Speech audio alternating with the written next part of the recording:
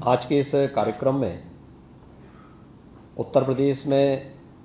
PPP mode पर भी medical college की स्थापना हो सकती है। उत्तर प्रदेश की दो प्रतिष्ठित संस्थाएं शांति फाउंडेशन महाराजगंज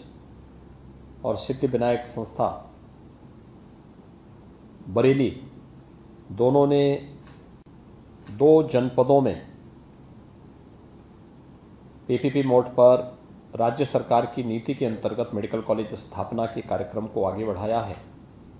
और इस अवसर पर राज्य शासन के साथ उनका एमओयू अभी संपन्न हुआ है। मैं इसके लिए वासंतिक नवरात्रि के इस पावन अवसर पर दोनों संस्थाओं को हृदय से बधाई देता हूं और चिकित्सा शिक्षा विभाग को इस कार्यक्रम को समयबद्ध ढंग से आगे बढ़ाने के लिए हृदय से धन्यवाद भी देता हूं। उत्तर प्रदेश जैसे राज्य में हेल्थ इंफ्रास्ट्रक्चर 2017 के पहले एक सपना था, सबसे खराब स्थिति थी और आज उत्तर प्रदेश देश के अंदर सबसे अधिक मेडिकल कॉलेज वाला राज्य बन चुका है। यह संभव हो पाया है इस देश के यशस्वी प्रधानमंत्री श्री नरेंद्र मोदी जी के मार्गदर्शन में, उनकी प्रेरणा से 2017 के पहले उत्तर प्रदेश में जब हम देखते थे 1947 से 2017 तक 70 वर्षों में केवल 12 गवर्नमेंट मेडिकल कॉलेज बन पाए थे और आज 2017 से 2022 के बीच प्रदेश सरकार ने प्रधानमंत्री स्वास्थ्य सुरक्षा योजना के अंतर्गत और राज्य सरकार ने अपने संसाधनों से भी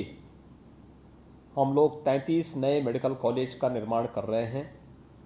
जिनमें से 17 क्रियाशील हो चुके हैं। 16 पर हमारा कार्य चल रहा है और अगले सत्र में हम लोगों का प्रयास होगा कि हम उन पर भी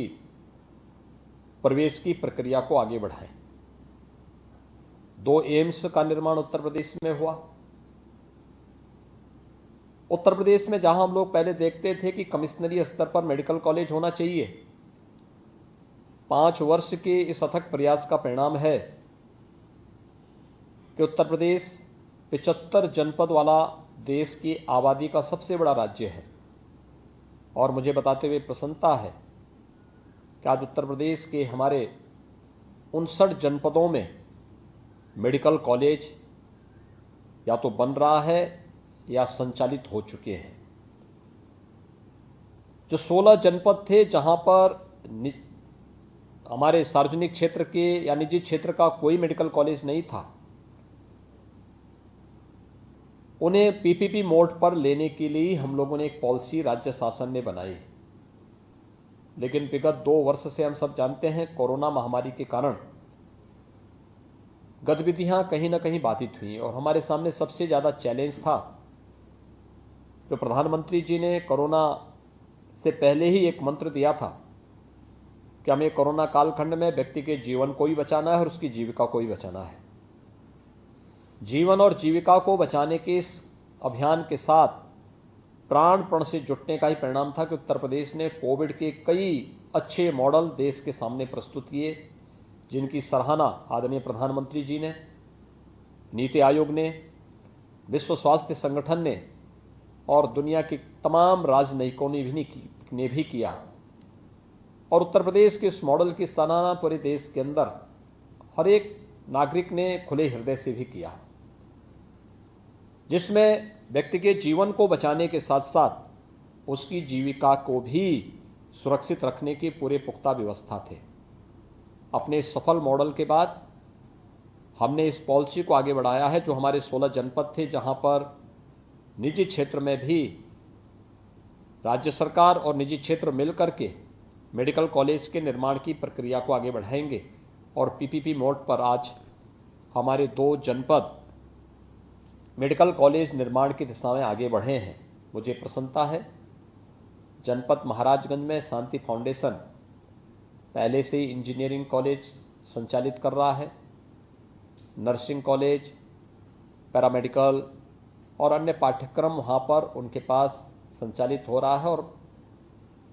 जनपद मुख्यालय पर ही इनके पास अपना 300 बेड्स का हॉस्पिटल भी मौजूद है। अत्याधुनिक सुविधाओं से युक्त हॉस्पिटल है, क्योंकि महाराजगंज जनपद में मुझे जाने का अक्सर अवसर मिलता रहा है और वहाँ पर ये सुविधा इनके पास होने के नाते,